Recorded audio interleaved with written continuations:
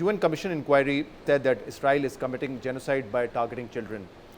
Do you think, do you second this, and do you think that there's no doubt that the 1948 Genocide Convention has been violated by Israel? And also, if that has been the case, why UN or any other pressure has not been able to stop Israel from doing this? So, I mean, those issues are ultimately legal issues, and they're for the courts to decide, and there are cases in the courts and the ICC, the ICJ, and so on, that are considering those issues. So we won't get ahead of the results of those investigations. What is clear is that children should never be targeted in conflict, and way too many children have died in Gaza over the last 2 years. And so we need Israel, just as we need all parties to these conflicts, to respect international humanitarian law and to protect civilians and protect humanitarian workers as well. Right. So let's talk about climate change. When you come to Pakistan, this is one of the major issues. Pakistan is one of those countries which has suffered from climate change a lot more than many other countries, because obviously of the river flowing and upstream and glaciers melting. And last year the floods caused damages across Pakistan. So what kind of conversations do you have you had with the officials in Pakistan, and what kind of a cooperation do you think can be done between UN and Pakistan? So I was actually up in Baltistan for the last 2 days. How was it? How was the experience over there? It's an extraordinary place to visit. I mean, the scenery, the landscape is phenomenal. The people are extraordinary.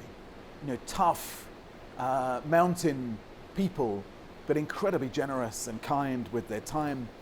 But they are frightened because they can see, even in the last 3 or 4 years, the way that the movement of the glaciers, the retreat of the glaciers because of climate change, is causing the flash floods, the lakes exploding, the avalanches that are driving so many people from their homes.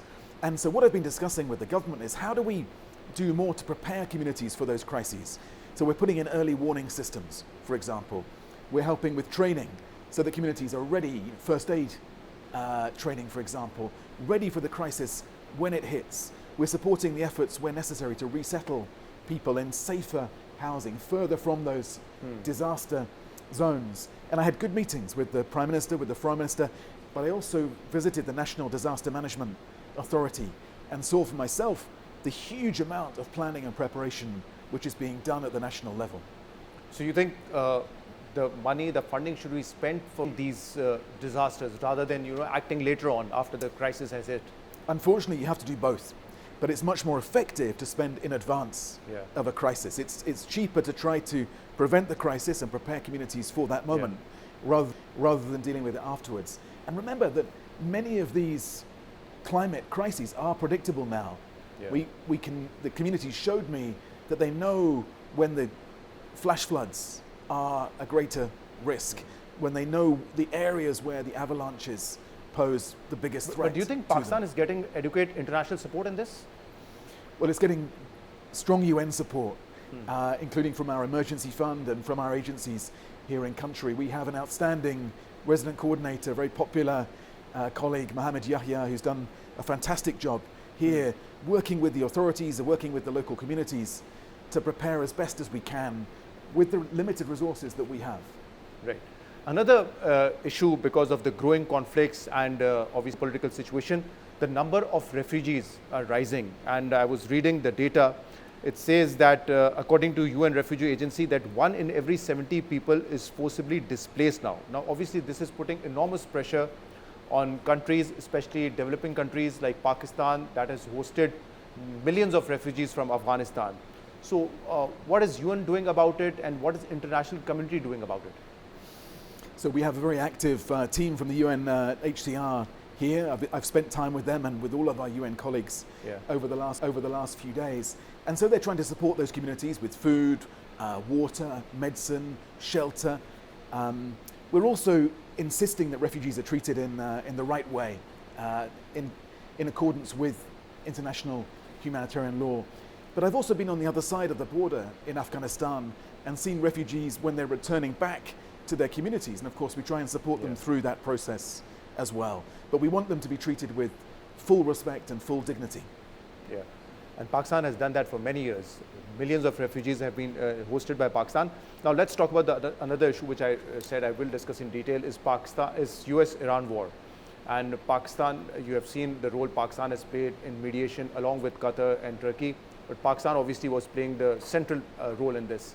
How do you see that role, and how important do you think it was? Because obviously if the conflict goes on, if Strait of Hormuz is closed by Iran or US, it is going to affect many countries in the region. 20% of the oil supply takes place from this Strait of Hormuz. So how important do you think Pakistan's role was, and what do you think will be the economic cost if this conflict goes on?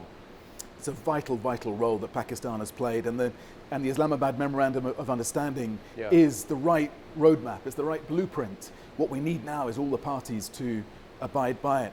I mean, just to give you a sense of the damage for our work with the closure of the Straits of Hormuz, I was in Somalia recently and South Sudan, and in both places, the fuel price is going up, fertilizer prices are going up, the cost of our aid work is significantly going up. So we're seeing millions pushed further into poverty and into humanitarian need. Alongside that, every day of the war is costing over $1 billion in terms of lost revenue and the cost of the weapons. And that's $1 billion that could go towards this plan to save 87 lives this year. So countries are becoming less generous because they're so worried about the economic implications of this conflict continuing. And then of course we have the humanitarian implications across that region as well, and we've been responding to the situation in Lebanon. We're in touch with authorities in Iran about the humanitarian consequences of the conflict there. Of course, we're seeing the impact on countries across the Gulf as well. So all of that has a negative effect on our ability to do our work. Especially, as you said, rising oil prices will affect every country, be it a developing country or a developed country. In fact, Pakistan obviously is facing a huge crisis because of this. But the message you are giving is very positive. I wonder why people don't listen to it. Well, that's a good point. And you asked me earlier why it's so simple that this money can be utilized in a much better way, serving the humanity rather than killing people and obviously creating situations like this. I can only agree with you. And as you say, you mentioned earlier on the context of the situation between Israel and Gaza. Why aren't we being listened to more? So we're speaking out on these issues, on the Straits of Hormuz, on the situation in Gaza, the situation in Sudan, which is the largest humanitarian crisis in the world right now, the situation in Yemen, where we have a huge number of our own colleagues being detained, which is getting in the way of our work. It seems to me common sense that it's much better to be acting in this humanitarian way rather than pushing the world towards greater conflict. We need everyone to get back to that spirit of peacemaking. I want to see more Nobel Prizes handed out for peacemaking and fewer people starting conflicts. So do you think there's a chance that we might go back and improve it, or do you think we are drifting away from it now? Well, I think the world is becoming more antagonistic, more divided, and there are huge risks to that. The number of conflicts, the number of people being displaced by conflict, the number of civilians at risk because of these conflicts, the numbers are all going in the wrong direction there. But if I always try and find positives here. And I think one positive is that countries like Pakistan, Qatar, Turkey are becoming more actively involved in peacemaking and diplomacy. There's a recognition that the old way of trying to settle these issues is not working, and that we need to re-energize the Security Council. Pakistan has been a very effective member of the Security Council right now with an excellent ambassador in New York, very effective ambassador. And so I think other countries are stepping forward and saying we cannot afford, and our people cannot afford a world that is polarized and slipping back towards conflict. We need to work together. These issues, climate change, inequality, the next pandemic, they're all global issues and they all require global solutions. No country can deal with them alone. You can't put a tariff on Ebola. True. Tom Fletcher, thank you very much for joining us on the show.